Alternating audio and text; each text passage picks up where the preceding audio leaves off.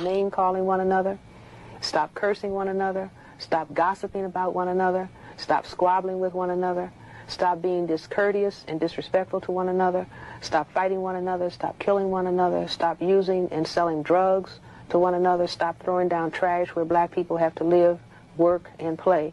Did I say stop stealing, stop robbing?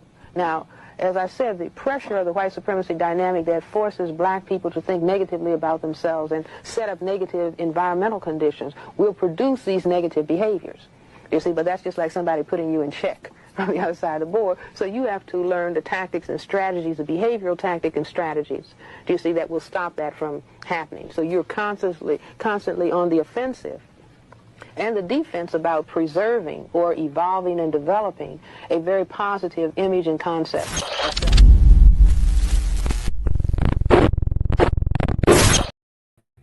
Thank you. This is your man, Brian HRap B. Williams, tapping in.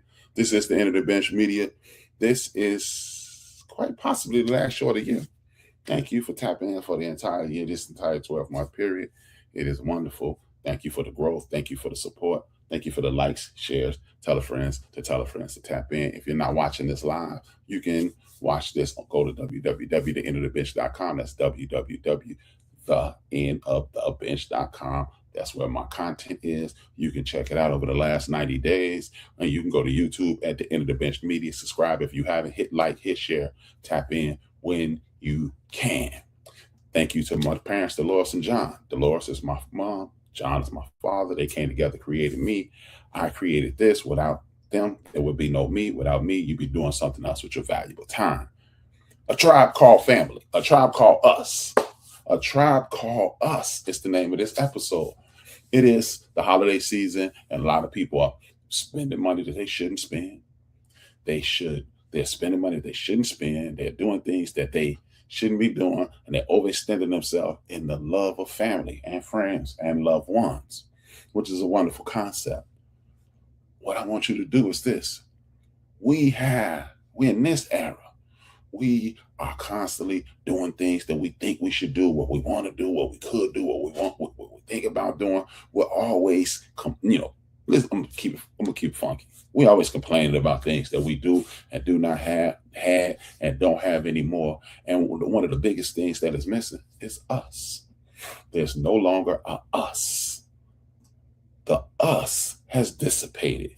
The reason I say the us has dissipated is because rugged individualism. I spoke about this several times over the last 2 years. Rugged individualism. I'm worried about me. I can't be worried about nobody else. I need to fix me.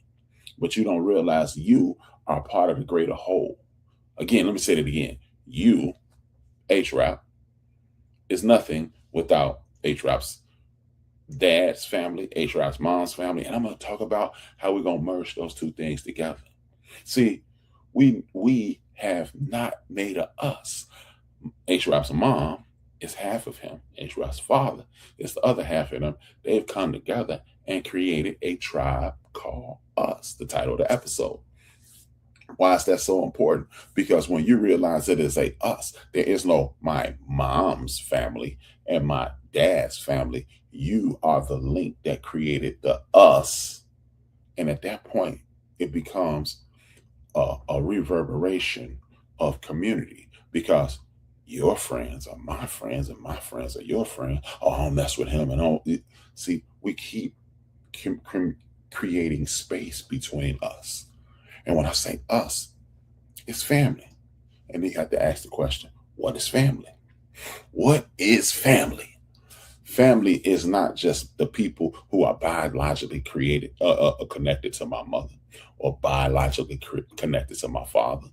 And we've come together and created a whole another molecular structure called rap, HRap, Brian, or whatever you know me as.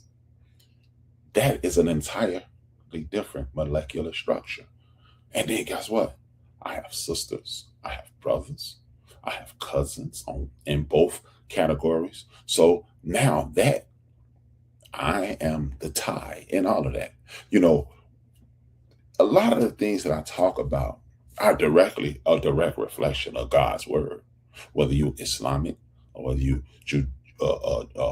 part of Judaism, or if you're a part of the Christian sect, Catholic, Protestant, or whatever, Buddhism, or anybody, any structure that connects us all, because we are the all. Even science. Science says there's no individuals. We're just part of one big puzzle. And if we're part of one big puzzle, why do we systematically separate ourselves? Why do we use terms like stepmother, stepfather?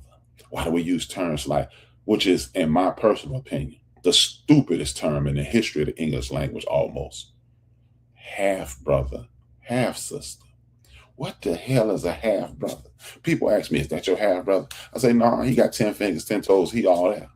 Is that your half sister? No, she has 10 fingers, 10 toes, she's all there. Why don't you have half cousins? You ever thought about that? Oh, that's my half cousin, because see, it's only my dad's niece or nephew or cousin. It's my mother. You don't do that. So why would you separate yourself? See, what is family is the question. What is family? I'm put that back on the screen for you guys. What is family? Family is the most important thing of all, because without family, you have nothing. Without family, you have absolutely nothing. And I mean, tell you that. What is family? Without family, you have nothing. Because if you didn't have family, you wouldn't exist. Because some people connected together and they created your father. And some people connected together and they created your mother. And they came together to create you. So how do we get these portions of who I am? No, that's asinine. Well, I used to know a guy who used to tell me I'm 13% Irish, as if he's opened his chest. And exactly, that's asinine. But what we have done is complain about a lack of community in this community and in the United States of America. But I'm talking about my community in particular. We've complained about a lack of connection. See, it used to be like this. It used to be like this. It is no longer like this. And this is the problem. But what's the cost of admission when you offer a complaint? A solution. Let's stop separating ourselves. If you grew up around your father, you call his friends Uncle, Uncle HRap, Uncle Mo, Uncle Steve, Uncle Ant, Uncle Draz, Uncle Pat, Uncle whoever, Auntie whoever your mom's friends are. This is what we need to get back to. If you wonder, see, what's wrong with these kids? See, back in my day, you know what used to happen back in your day? Everybody had a hand in raising you, because your Uncle HRap might have been a little less desirable in regards to the straight and narrow, but he was outside and he was participating in nefarious activities. So he could keep an eye on you in the event that if you swerve over into his lane of nefarious activity, and he will go, I'm gonna need you to go back to your lane. This lane isn't for you. He didn't say, look at him, he needs to be. No, he didn't say that, because he understood that you needed to be cared for.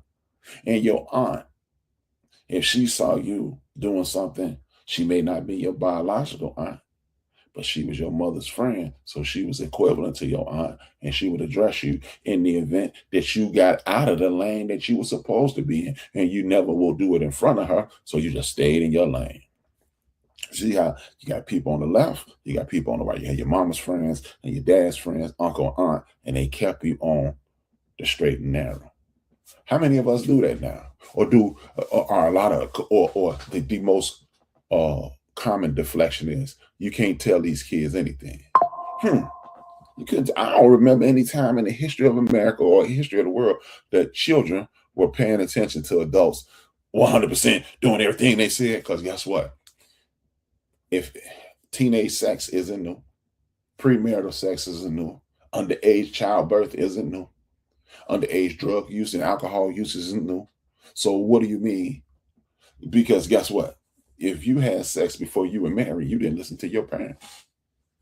If you tried to drink before you were 21 years old, you didn't listen to your parents. Oh, I went to the military. That's when I got my first drink. I went to college did your parents and the law say that was legal?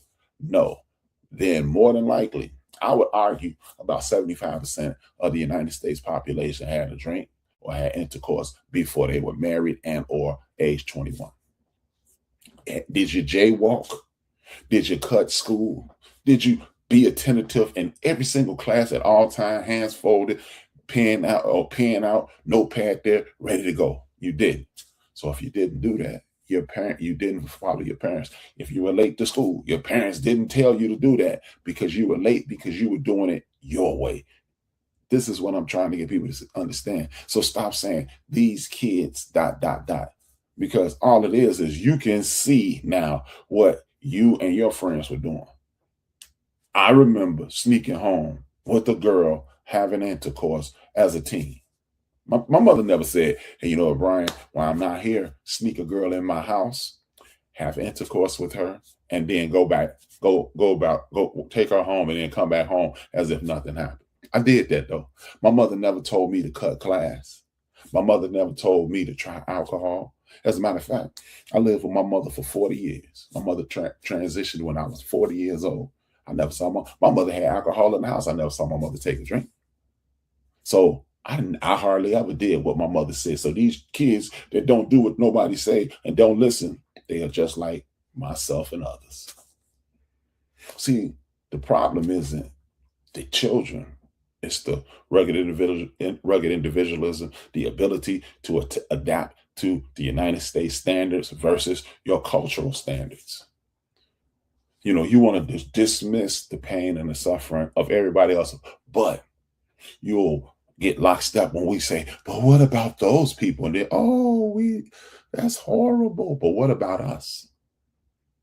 What about us? See, you want to say, well, that was a long time ago. Well, the country is only 250 years old, and in about 7 months, it'll be 250 years old. And if that's a long time, seeing how you have buildings in some countries that are older than 250 years old, that's not a long time. If you looked at the clock and used the clock as a measurement of world time, if you measure America, it would even get to the 1. It'd be somewhere between the 12 and the 1. That's how short a period we would hit. So don't say that was such a long time ago. And then you need to learn things like biogenetics and epigenetics. And then you'll find out that the traumas that your great-grandparents, your great-great-grandparents, your great-great-grandparents was transferred into your great-great-grandparents, and your grandparents transferred into your parents and transferred into you, and they were triggered in other ways, shapes, forms, and sizes. And then if we start thinking about that, then we'll understand that maybe we shouldn't teenage drink. Maybe we shouldn't have intercourse before because we're not mentally prepared. We're definitely not spiritually prepared. We're not mentally prepared. And you're just physically prepared. You're not emotionally prepared. And then you start planning. See, when we overlook the shortcomings of someone else and wag our finger instead of being corrective and or being a mentor or a point of advice, a consigliere, so to speak, if you're in the mob movies, if you're advising versus scolding versus speaking down to, condescending, then at that point the child is more receptive. Not saying that they would do it again. You know, watch retired right back into his book. Raise your child up properly, and even when they go astray, they'll go back to the way you raised them. See, are we raising our children properly? Are we educating our children on the pain and the anguish and the suffering and the tyranny that we face? And educating them on how we overcame it. See, it's easy to lay out, hey, we were captured and enslaved. We were beat down and stripped of our culture. We were whatever. We were stopped from doing this. That's only half the story. And then we overcame. And then at one point during the Civil War, 500,000 of us ran to the North simultaneously. Did you know that? Oh, we did that? Yes. And then we created things like the cotton gin. And then we created things like electricity, harnessing electricity, heart surgery, maintaining plasma for blood transfusion. We invented the clothes dryer. We enhanced the internet, and we helped people get to outer space and things of that nature. And we invented tons and dozens and hundreds of things to make America a wonderful place. Did you know that we invented the video game cartridge? So you will have, instead of buying 17 different game systems, you can buy one game system and 17 different components. The Super Soaker, when you have fun in the summer, we invented that. See, if you talk about the pain, if you want to talk about the rhythm, you got to talk about the blues. You talk about the blues, you got to talk about the rhythm. See, we don't just want to like rap music today. All you see on the all you see on the television, here on the radio is the suffering, the pain, the anguish, or the sexuality. But what about the class, the pride, the entertainment, and the enjoyment of life? Don't just be the negative portion, but that's where family comes in, because family allows you to talk about the beauty in your mother, father, sister, brother, niece, nephew, cousin, grandparents on every level. Family reminds you of how great you are and can be. That's what family is for, because some of your relatives are doing wonderfully. They're doing swimmingly, as they say. And some of them are not doing so well, but at one point they were. So you get, in the event that you find yourself in a different situation, you will be doing better than you were, or better than I was at this point in my life. Yes. See, these are the things that we fail to do. And when you disconnect from family because I don't like this person, nobody told you to like your family. Nobody. Nobody says you had to like anything, but you need to respect, honor, and uphold your family. See, it ain't just your biological, as I stated. Your mom's friends are inspirations too. Your dad's friends are inspirations as well. Your cousins are inspiration. And those people who are non-biological cousins, they could be inspirations as well. And that's an inspiration to do the right thing, or follow the footsteps, or, hey, I'm inspired to never try that, because the people around my family are pouring into me and from every angle. And when they pour into me, it allows me to blossom and grow. That's that's what family is. Family is the fertilizer of the youth. As I say on this program every week, every time I fire up, the plan is to enhance the life of our great-grandchildren's grandchildren. And a lot of us don't want to do that because we're stuck trying to do instead of trying to enhance and grow. See, it's easy to do things. See, I'm going to take advantage of. See, I'm going to participate instead of allow me to pour into, to engage and enhance. See, I went to Dubai, but how many people why did you go to Dubai? Did you enhance your life when you went to Dubai? Did you look into that and look at some of the customs and cultural changes and cultural idiosyncrasies of Dubai? When you went to Jamaica, or did you just go to say you went? See, I just got on the island, and so what was going on? I just stayed on the. Really? See, you're not enhancing. You should be extracting information from those entities so you can enhance yourself and others. Your life experience is not for you, it's for others. It's so you can enhance your sons and daughters and their friends on both sides, and their cousins on both sides, so they can aspire to. I made $250,000 this year. You didn't do that. You didn't do that for yourself or your family. You did that so you can say, hey, all 8 of you young men, come with me. We're going to go and see this. We're going to go to Kankakee and see that rodeo, that Black-owned rodeo, and they're handing out food, and they're handing out things that you haven't tried and you never seen. So that's inspiring. And then children will go, I remember when. And then you'll inspire other people. Like on my program Monday, we were talking about people who do it for the crowd. I'm a LeBron James. He's only doing it for attention. Okay, but if he still does it and he gets the attention, and other people see him do it, maybe he'll inspire others, and then they'll do it for the attention. Imagine if everybody in this community started doing things for the attention. Imagine if everyone in this community started doing things for attention, and everybody got the attention that they desire. Would the thing be fixed, or would it just be a bunch of attention whores? But if it's fixed, who cares why, who and why they did it?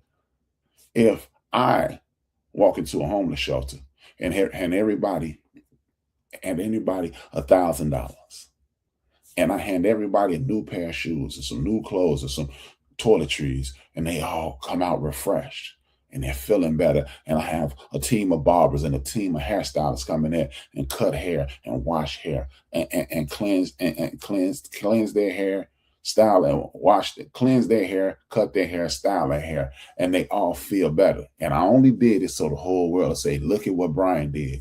Are those people any less? Are their feelings any less desirable? Are they any less uplifted?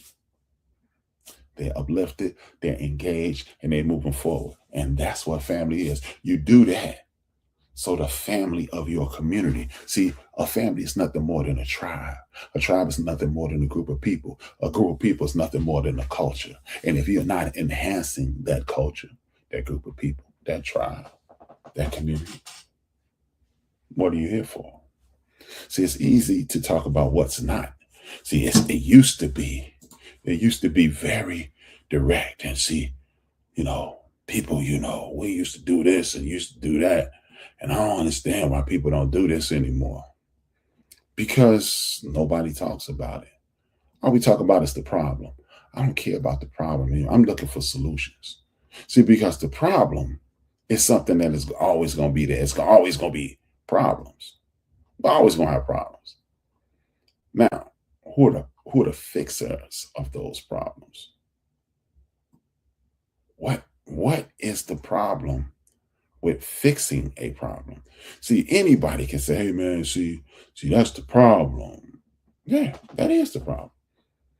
That is definitely the problem. But the bigger problem is this. What are we doing about said problem? What are we doing about the problem? Because if you just want to identify the problem, we've already identified the problem. We've identified the problem. The solution to the problem is the real question. The solution to the problem is the real question.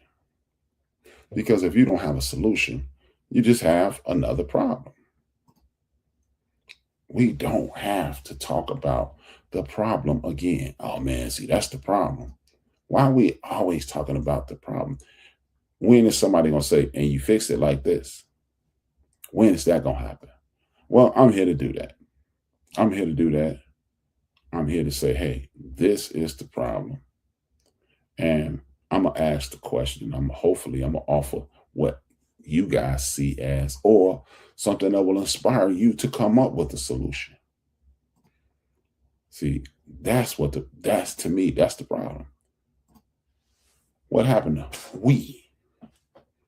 We stopped talking about we. We start talking about flip that we over to me. We used to be me. What happened to we? Remember, that used to be we. That used to be we. What happened to we? We stopped engaging. We stopped being a group. We stopped caring about each other. We stopped concerning ourselves with others. And we start saying, me. See, we can sit around and talk about these problems every day, all day, and twice on Sundays. But it's hardly ever a we, unless you're speaking about something negative. See, we don't ... We need to ... We are not going to ... What happened to that? What happened to we shall overcome? We are killing it. See, don't only jump on the train when it's riding high. See, I don't need any fair weather friends, because when the sun is shining, that's the easiest time to be my friend. That's the easiest time in the history of the world to be my friend, when the sun is shining. Because there's no problem. It's 82 degrees. There's a little breeze come through every once in a while. Got me a cold drink. And I'm chilling because it's that, hey, as Frankie Beverly once said, it's the golden time of day. We only counts when it's chaos, because when somebody's attacking us, then it's we. So when someone is being denigrated or doing nefarious activity, it's them. No, that's still we too. We can no longer step away from us when it's convenient. If those people in that picture right there are doing the right thing, it's we all day long. It's we. It's we. But don't let it just be we when it's beneficial. We invented this. We built this place. We are the original man. We are, look what we did. We. No. When it's raining outside and it's pouring down and mud is everywhere and your house is flowing down the road, then it's we too. When the police hurts Tamir Rice, Trayvon Martin, Eric, what's his name, Mike Brown, Eric Gardner, it's still we. It needs to be we. When somebody's standing outside doing something in front of your community, in your open air community, it needs to be we that address that. We, if we're afraid, call the police. We need to make a concerted effort to make our community better. So that's what happened to we start saying, hey, I'm gonna move. But when you move, you left your cousins, your aunts, your uncles, your friends behind. See, I have to elevate, and that's on them. Well, you know what I noticed? The people who left the we, they always asking, man, what's up with that? Why do you care? You're better. You are better. Don't ask about us, because we will be all right. Shout out to Kendrick Lamar. We gonna be all right. Because see, the we that I'm speaking of, we don't need millions of people. We just need a bunch of people. We look again. Your faith was only started with a few, and now it's millions. There was only a few people that started with your faith, and now it's millions. So if you're a Christian, it started with 13 people, Jesus, and 13 more people, and 12 more people. And the word got out, now it's billions. Prophet Muhammad, now it's billions. See, if you were waiting on the masses, again, that's the last show, the masses, because they are asses. If they are if you participate in what the masses go with, you are an ass, because the people up top, they saying, look at them asses. Look at those asses, the masses. Because the masses don't want us to do this. The masses don't want us to do this. They don't want us to participate in group think. I mean, they want us to think. They don't want us to think when it comes to the group, when it comes to something like that. They want us to be rugged individuals. So you have to work on yourself. You have to pull yourself up by your bootstraps. But if you pull yourself up by your bootstrap and your quote unquote best friend is still struggling, was he ever your best friend? Was she ever your best friend? Probably not. Probably not. Because if you would allow someone you love to struggle while you excel, and stop coming up with excuses, well, some people don't want to. Why are you hanging out with people that don't want to be the best they can be? So if that's the first thing that came to your mind, well, everybody don't, well, why are you being around people who don't want to excel? If the best you can be is a C student, then that dude need to be, that person needs to be the greatest C student ever. Because I'm maxed out. But if you're getting D's, that means you're not even doing the best you can do at average. See what I mean? But you're not worried about that. You would rather be, hey, look at what I did. I drive this fancy overpriced vehicle. I wear these overpriced clothes. I have this house that I don't need to live in because I made it. Well, then don't worry about what we are doing, because you could have stayed in the community and been a beacon. And then you would have inspired your neighbor, and he would inspire the person next to him, and so forth and so on. Well, that's not going to happen. Well, you know what? Stop telling me, stop quoting the Bible to me, stop quoting Allah to me, stop quoting Jehovah to me. Because according to you guys who have a faith-based mentality, Anything is possible through the Creator. And then you're going to tell me what's not going to happen? You a lie to yourself, because I don't even believe you. I never believed you in the first place, because I heard you talking before you told me anything is possible through Jesus. Anything is possible through Allah. Jehovah Jireh said, wait a minute. How is it that you can tell me anything is possible through the Creator and then turn around and tell me what's not going to happen? How about that? How about that? See, you're lying to yourself because you don't even believe it. So how about this? Just turn that me, flip it upside down, it becomes we, and start moving away, and then start enhancing, developing, and inspiring. How about that? Because that's the only way we will rebuild us. That is the only way we will rebuild us. Because the only way we can rebuild us is to rebuild us. We can't rebuild us and see ourselves in a situation to whereas us does not look like that. Looks like that man, that woman, that young person. You got the Black Power fist. That's us. That's who we are. So if you're going to rebuild us, you must return to the basics. And the basic is just giving a damn about somebody else besides yourself. Reinstituting cousins that are not biologically your cousins. How many of us, like a lot of us love Tupac, and you listen to his song, man, Tupac used to keep it real. You remember that song? He said, saying that we cousins, knowing that we wasn't. But you made that dude a member of your family. That's why your son or daughter refers to them as uncle, best friend, person, aunt, uncle, aunt, best friend. That's my aunt, Tree. That's my uncle, Aunt. Yeah. That's my uncle, Pat. It's my uncle, Ray, Aunt Ray. Yeah, rest in peace. Yeah, because your mother's and father's best friends, your aunts and uncles' best friends are your uncles and aunts. That's why I have people on the west side of Chicago who were part of street organizations they know members of my family who were part of that organization. That's why they greet me with reverence, because that's my nephew. That's why I can walk around Chicago in a lot of areas that a lot of people are afraid to walk around, because the people who control those areas are friends of my uncles and my aunts.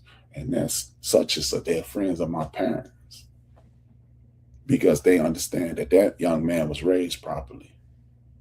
And I will keep him in line. Or if I see the wolves walking towards him, I'll walk up to him and wrap my arm around him. You Brian's son. Or in my case, you Johnny's son. Hey, what's up, man? I knew your father. Not only, I think he addressing me because he paying homage to my father. What he's doing is telling the wolves, bow down. Because if you attack this pup, you got to deal with the big dog. You see what I'm saying? See, that's because it was a community established by my father, by my mother, by my uncles, by my aunts. And we're not adhering to those standards anymore. Because I got mine. You better get yours. No, I don't have mine until two other people have theirs. See, this is a young man by the name of LeBron James. LeBron James. A lot of people dislike him. A lot of people, they say what's wrong with him. But I want you to understand this. LeBron James is the villain in the movie that he's in, because he did something that he wasn't supposed to do, and that's exercise his free will. You stepped outside of the boundaries that we created. Now, you can do what you want to do, as long as it's what we want you to do. LeBron James, reading in the United States of America has been at a deficit for at least 50 years. It's been declining, because reading used to be the only way, and then you start having mass media and television, and then it being reduced, and then you got cable TV, then you got reduced more. Now you got technology, and technology will read for you. LeBron James sat in his locker room in a pregame, whether he was reading a book or not, it looked as if he was reading, and he was criticizing. But when I grew up, Riff, reading is fundamental. You need to learn. You need to read. Books are your friends. You engage. Knowledge is power. But he was reading, and he has millions of young people looking up to him read, and he was inspiring. But they knocked him for it. See, that book didn't even have increases in the page. You could tell he wasn't reading it. He left his job in Cleveland and went to Miami. He left his job in Cleveland and went to Miami. The year before, he defeated the Chicago Bulls, and Joakim Noah said, nobody wants to go to Cleveland. You ain't never heard somebody say, I'm going on vacation in Cleveland. Well, 365 days later, when he left the place that everybody laughed about, said, yeah, nobody want to do that. When he did exactly what the general population said you should do, they criticized him for doing it. Oh, well, Michael would have never done that. Well, that's because this dude's name is Michael Jordan. This other guy named LeBron James. Why is it that we are allowed to denigrate people who do things different from us? Why aren't we denigrating them because he wasn't trying to be Reggie Jackson? That's what Michael Jordan was. Michael Jordan tried to be Reggie Jackson. Why didn't he try? Exactly. Because we are all individual. We're all snowflakes. We're different. We're not the same. And nor should we be the same. Nor should you want me to be the same. Because I'm not the same. I'm a different individual with a different path. Another reason they denigrate LeBron James, and this is how you rebuild us, is he brought along 4 or 5 guys and took them from being successful to being millionaires. And one of them is one of the more powerful agents in the sports world today. Others, they are some of the more respected content creators of the day. And then the other people that are doing other things, and all of them are millionaires now. Imagine if Kevin Durant would have made 5 millionaires with his friends, and Russell Westbrook would have made 5 millionaires with philanthropic hearts, and James Harden would have did it, and this guy would have did it, and that guy would have did it. You know what we would be 20 years into LeBron James' career? We would be halfway to where we want to be. But instead, I'm talking about sports. No, well, if we talk about sports, we shouldn't be concerned in LeBron James with what team he plays. We should just be enjoying it. We shouldn't be concerned with what he reads. We should just be enjoying it. We shouldn't be concerned with the fact that he's doing what he's doing for attention or not. We should just reap the benefits, because we shouldn't worry about why he's doing it. We should just be enjoying it, right? But if you're going to denigrate someone, you need to know why. So one way to look at it is, well, you should just do charity for your own. But as my man Wilk said, well, why did Jesus get baptized in front of everybody? Because he wanted people to do it. He knew he was the light, so he inspired other people to get baptized. And guess what? People did it. So if LeBron James is doing what y'all call clout chasing and doing charitable acts for clout, what if you start doing charitable acts for clout? And then somebody else, what if 480 players in the NBA, at least 230 of them from America, what if all 230 of those young men start clout chasing via charity? Then schools and that general population will be financed, homes will be built, grocery stores will be had, after school programs will be funded. It'll all be in the name of clout. But guess what? Children academic excellence will go up. Idle minds will go down. Nefarious activities will reduce. Gun violence will be at a rate that is almost understandable. It would be random because it's never understandable, it's never acceptable, but it would be reduced tremendously, and it will be all in the name of clout. But would the children benefit? Would the community benefit? Would we benefit? And would they have the same clout? Yes, they would. And then they would, how about this? They could potentially be in a competition of who could give the most. Hey, it's this song we sing at church. You can't God-given. You can't beat God-given no matter how you try. So what if they start trying to compete with God on the giving? See, we keep looking at things negatively. We rebuild ourselves by looking at the mistakes that Marcus Garvey made, and the Noble Drew Ali made, and Malcolm X made, and Dr. King made, and Stokey Carmichael made, and Fred Hampton made, and Huey P. Newton, and Bobby Seale, and Angela Davis, and Al Sharpton, and Jesse Jackson, and anybody else who stepped up and said, I'm going to help the mistakes that they made, and say, okay, they got to right here. Angela Davis got to right here, so we're going to go a little higher than Angela. And we're going to go higher, little Fannie Lou Hamer. And we're going to go higher to Sojourner Drew. And we're going to go a little higher than Coretta Scott King. And we're going to go higher at Dr. Betty Shabazz. That's what we're going to do. That's what we need to do. That's how we fix us. Now we in a competition for clout chasing in a charitable sense. But if you don't want to do that, how about this? I'm suggesting this. I'm doing this for my family this summer. Pick a weekend. I want to do it the middle weekend in July. We're going to call it Family Day. I want to get rid of Thanksgiving in our community because that's not our get down. I want to go like the middle of July. This year, I think it's the 11th or the 18th.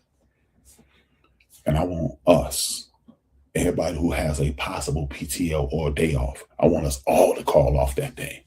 And we can meet up with our families and bring your grandparents' pictures and your uncles' pictures and your aunts' pictures and their accomplishments and the things they've done. And we're going to meet up with the younger people. And we're going to play the older music. And we're going to let them hear that music and vibe to it. And we're going to have some food there because, you know, we love through food. And we're going to sit there and talk. And the people that you don't like in the family, stay the hell away from them. Don't not come share with the family because you need to share with your parents or your grandparents. And guess what? Your father's friends who don't really have family, they need to be there. And we're going to eliminate this concept of my mama's family, my daddy's family, because it is my family.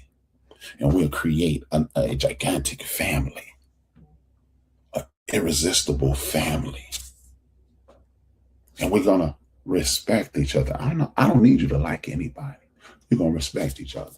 And we're going to play the music that we grew up on. And then we're going to introduce it to our children. And they're going to get that vibe that we had. That, my man Frankie Beverly, again, that golden time of day. It's going to be that golden time of day. And then we're going to do like Teddy Pendergrass and Harry Melvin and the Blue Notes featuring Theodore Pendergrass. And we're going to be the latest and greatest inspiration for our family. That way we can start inspiring our great-grandchildren's grandchildren. Because that vibe is going to go into our children. It's going to stay there. And then next year it's going to get bigger. And then it's going to get bigger. And then it's going to start off a Rap's family thing. And then Rap's family going to inspire Ant's family. Then Ant's family going to inspire Tree family. Then Tree family going to inspire Mo family. Then Mo family going to inspire Steve family. And then we're going to be doing this in South Carolina. We're going to be doing it on the west side of Chicago, on the south side of Chicago. And then we're going to be doing it in South Carolina. We'll be doing it in Jackson, Mississippi. And then my cousin Gerald going to do it in Georgia. And then my cousin going to do it in Mississippi. And then his sister going to do it in Florida. And then my cousin Mike gonna do it in Florida. And then my man gonna do it in Arizona. And then my man DeMarcus gonna do it in LA. And then that's gonna be a national thing that no one can take advantage of or come and do because we're gonna call it Family Day. And then we are building communities. Then our friends are gonna come to ours and we're gonna come to theirs. See, all it takes is effort. All it takes is effort. Let that permeate. And I'm going to put this on your mind before I go. If you're not willing to do this, well, damn it, don't you throw no damn party on the 31st because that's leading into the new year. You're spending money. And then I don't want you to spend no money on February 14th because somebody told you that's the day you should love your significant other. And you don't have to, you can love your significant other every day. And then I damn sure don't want you doing nothing on St. Patrick's Day because that ain't our day. And then don't do nothing on Easter because you need to be loving the Creator and the celebration of the Creator and praising the sacrifice that the Creator and Jesus made for you every week. And then we ain't gonna do nothing on Mother's Day because I used to love my mother 52 weeks a year, 12 months a year, not 365 days a year. And I didn't have to give one day to celebrate my mother. And you damn sure don't need to be doing about the fathers because we cool with that. And then you better not celebrate the 4th of July because if you look like me, wasn't nobody in your family, there wasn't many people in your family that was allowed to celebrate on the 4th of July. And then guess what? I don't know about no after school sales, because you should be buying your children clothes every month so they can look as nice as possible. So no such thing as school clothes. And then Labor Day, I don't hear about no end of the summer cookouts for Labor Day.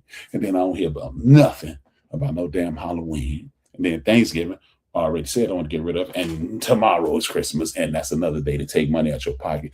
But you're willing to do all those days.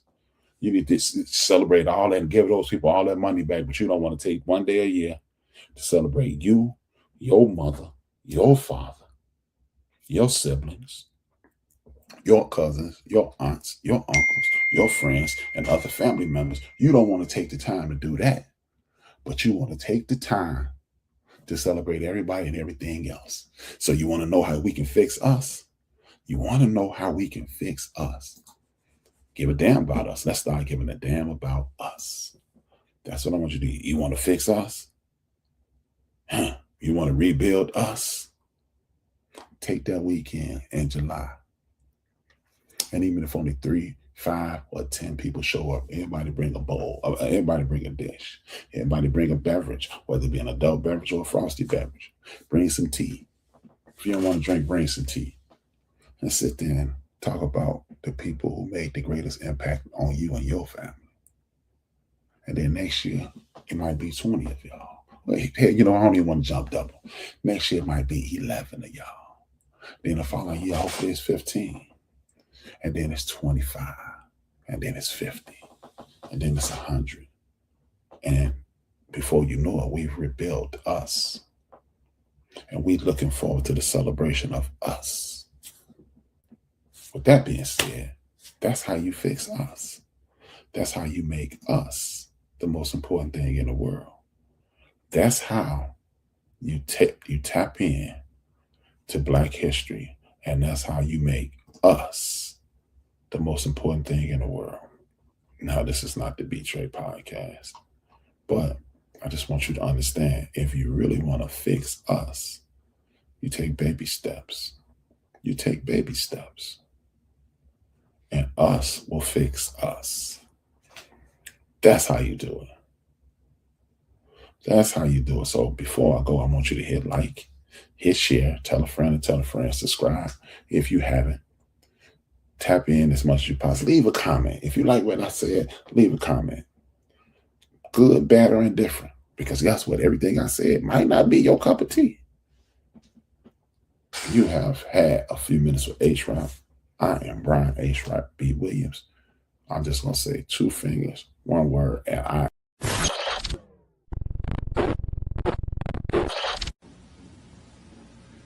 I often put it this way.